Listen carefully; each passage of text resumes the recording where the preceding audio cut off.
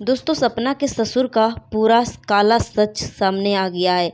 सपना के ससुर जिस तरीके से दिखते हैं वैसे बिल्कुल नहीं है और सपना के ससुर के ऊपर इतना बड़ा इल्ज़ाम है कि सपना के ससुर अपने छोटे भाई का ज़मीन को हड़पे हैं और अपनी छोटी बहन के चीज़ गहनों को भी ज़ब्त किए हैं। और यहाँ तक कि मतलब जो सपना की बुआ सास की जो जेठानी है यानी बहू है, इतना गलत सलत सपना के ऊपर इल्ज़ाम लगाए हैं, इतना घटिया इल्ज़ाम कि सपना की जेठानी को कमेंट बॉक्स ऑफ करना पड़ रहा है। तो यहाँ पे मैं रेखा से एक बात बोलना चाहती हूँ कि अगर रेखा जी अगर सच में ये सब सच बात है तो आप सोशल मीडिया पे इस तरीके से अफवाह ना फैलाओ और सच्चाई जो है सामने लाओ।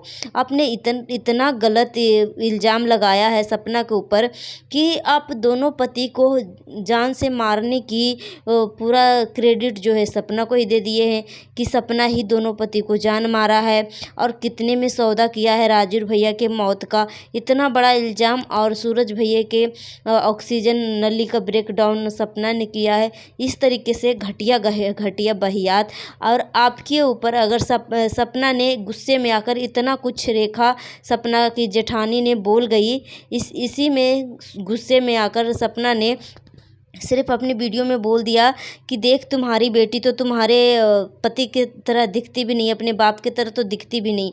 इतनी भी जो है सपना की जेठानी बुआ सास की बहू इतना उछली, इतना मतलब परेशान हो गई, इतने गुस्से में जलजल हो गई कि तू कैसे बोल सकती है सपना मेरे बारे में, तू कैसे बोल सकती है।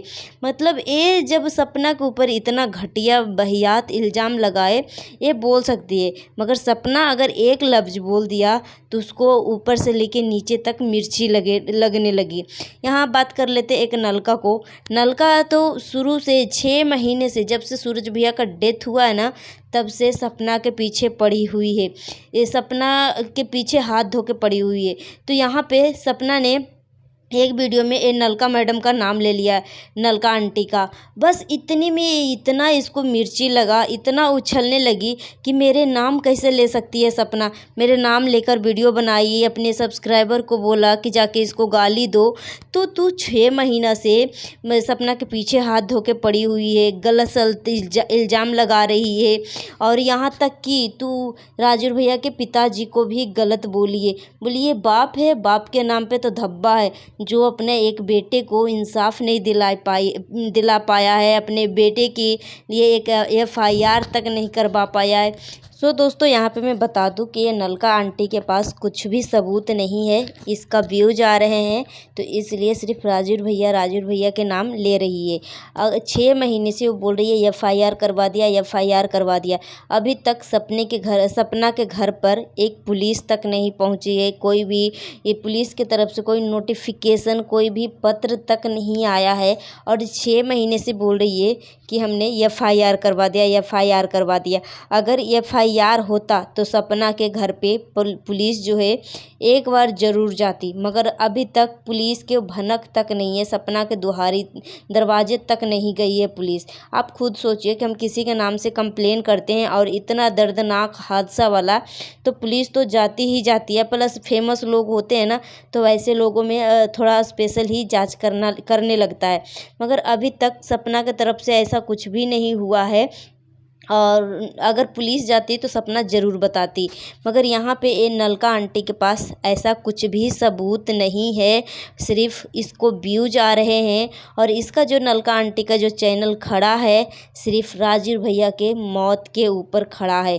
बस यहाँ पे देख सकते हो कुछ भी, यहाँ पे बीच में यहाँ 2 दिन पहले एक चिकन बनाते हुए वीडियो डाली थी, उसको प्राइवेट करना पड़ा। जो लेडी अपना मन कर्म वचन कोई चीज़ से शुद्ध नहीं होगी, वो दूसरे को क्या इंसाफ दिला पाएगी। वो औरत जो नलका है अपना पहला पति को छोड़ के दूसरे पति के पास आई है और प्लस जिस पति के पास रह रही है अभी, वो उस पति को भी पिटवाई है अपने पड़ोसियों से नीचे सोसाइटी में। बच्चे के लिए। इतना ये घटिया औरत है कि कुछ कह नहीं सकते हैं। और जो खुद नंगा कपड़ा पहन के क्लब में जाती है, डांस करती है, इसका खुद का इज्जत नहीं है, दूसरे की इज्जत की बातें क्या करेगी। जो औरत रात दिन कोर्ट कोर्ट, रात दिन एफआईआर का नाम लेते रहती है, नारा लगाते रहती है, वो खुद सोचिए, जो अपना पति को पिटवा सकती है वो कुछ भी कर सकती है। इसका कैरेक्टर इतना लूज है, इतना गिरा हुआ है कि दूसरे को कैरेक्टर को लूज करने में और बेइज्जती करने में, गिराने में इसको टाइम नहीं लगता है।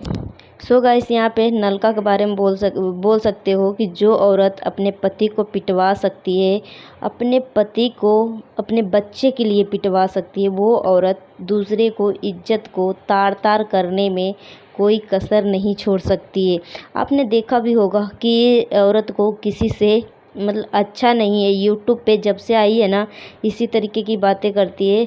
और यहाँ तक कि मैं सचिन मनीषा का मैं वीडियो देख रही थी, उसमें जाके वो कमेंट करी थी कि नहीं नहीं भैया, अगर इतने यूट्यूबर गए थे तो आपको यहाँ पे सपना को मना नहीं करना चाहिए था। इसके ऊपर ये औरत इतना घटिया है, इसके ऊपर एक वीडियो भी लाई थी कि सपना ने मना कर दिया। ये इस तरीके से कंट्रोवर्सी करती है, मतलब दूसरे के मन में इस तरीके से जहर घोलती है। आप खुद सोचिए कि सपना के ऊपर, ये औरत के ऊपर कितना बड़ा दुखों का पहाड़ है। एक पति नहीं, दो दो पति के साथ इस तरीके से हादसा हो गया है। समाज तो जीने नहीं देगी, जो बोलने का लोग तो बोलेंगे ही बोलेंगे, मगर ये दोनों औरतें जैसे अगर औरत रहेगी ना तो विधवा औरत को जीने नहीं देंगे। यहाँ पे शादी सपना के जो जेठानी है, तीसरी शादी का भी बातें बोली थी, मगर यहाँ पे सपना जो बोली है कि क्या ये गुड्डा गुड़िया का खेल है कि हमेशा हम शादी ही करते रहेंगे, ये बात सच है। यहाँ पे सपना जो है बोली है कि हम ऐसे ही अपने बच्चे के लिए सब कुछ करेंगे, मगर ये दोनों जो औरतें हैं, इतनी जो घटिया है, जो नलका है और रेखा है, ये दोनों घटिया औरतें जैसे अगर किसी औरत के ज़िंदगी में आ जाए तो विधवा को जीने नहीं देंगे। दूसरे को दुख को मजाक बना के रख दिए हैं। चलिए कुछ देर के लिए तो हम नलका को छोड़ देते हैं कि नलका सिर्फ जांच मांग रही है, सिर्फ जांच क्यों, एफआईआर करवा लीजिए। यहाँ पे सपना की जेठानी के बारे में बोल लेते हैं।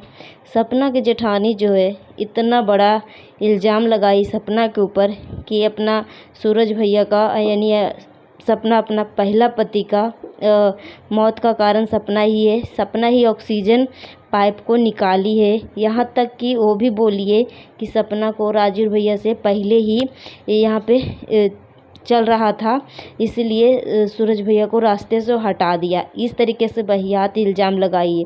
फिर उसने बोला सपना की जेठानी ने यानी रेखा ने कि दोनों पति को सपना ही मरवाई है और सपना ही मारी है। इतना घटिया इल्ज़ाम। और आज की वीडियो में तो ये भी बोली है कि सपना का जो ससुर है, जिस तरीके से वो दिखता है वैसा है नहीं, ये बहुत ही गंदा किस्म का इंसान है। अपने छोटे भाई का ज़मीन को कब्जा किया है, अपनी छोटी बहन यानी मेरी सास के चीज़ गहने को जब्त किया है, कब्जा किया है। इस तरीके से घटिया इल्ज़ाम लगा रही है। यहाँ तक कि दोस्तों रेखा ने ये भी बोला है कि मेरे पति के ऊपर सपना नज़र रख रखी है, मेरे पति से शादी करना चाहती है मेरे रिश्ते को ख़राब करके। तो राजू भैया जिंदा थे तभी से इसका ब्रेकअप चल रहा है, मतलब तभी से इसका केस चल रहा है डिवोर्स का।